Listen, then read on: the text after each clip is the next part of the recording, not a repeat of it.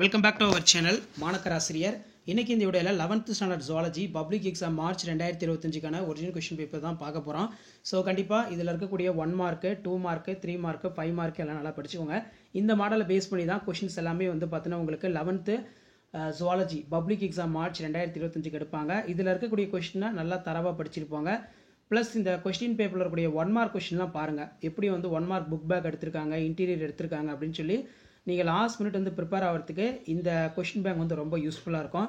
Previous year question paper நல்லா பார்த்துருப்பாங்க. So அதை வச்சு தான் வந்து கொஸ்டின்ஸ் எல்லாமே வந்து பார்த்தீங்கன்னா எடுப்பாங்க. ஸோ 2 மார்க் என்னென்ன கேட்டிருக்காங்க, 3 மார்க் என்னென்ன கேட்டிருக்காங்க, 5 மார்க் என்னென்ன கேட்டிருக்காங்கன்னு 1 by 1 பார்க்கலாம். ஸோ ஃபர்ஸ்ட் 2 மார்க் பாருங்கள், விலங்கு காட்சி சாலைக்கும் வனவிலங்கு சரணாலயத்துக்கும் உள்ள வேறுபாடு. What are the difference between zoo and wild life sanctuary? சுடர் செல்கள் என்றால் என்ன? Blame cells. பேஸ் மேக்கர் என்ன செய்கிறது? நாங்குள் கட்டிகள்.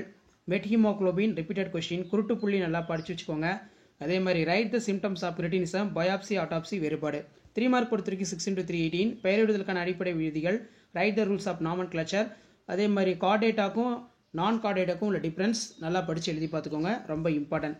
ஸோ நெக்ஸ்ட் வந்து பார்த்தீங்கன்னா தவளையில் காணும் சுவாச முறையினை பெயரிடுக. Write the type of respiration seen in frog. மனித கல்லீரல் பணிகளை குறிப்பிடுக. நிமோனியா ஏன் ஒரு ஆபத்தான நோயாக கருதப்படுகிறது?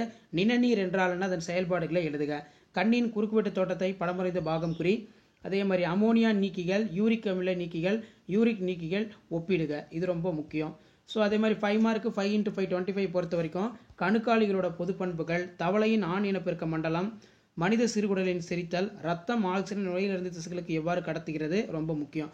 மனிதனில் காணப்படும் ஏபிஓ ரத்த வகை நல்லா படித்து எழுதி பாருங்க, அடிக்கடி கேட்கக்கூடிய முக்கிய வினா. நியூரானின் அமைப்பை படமறிந்த பாகம் குறி.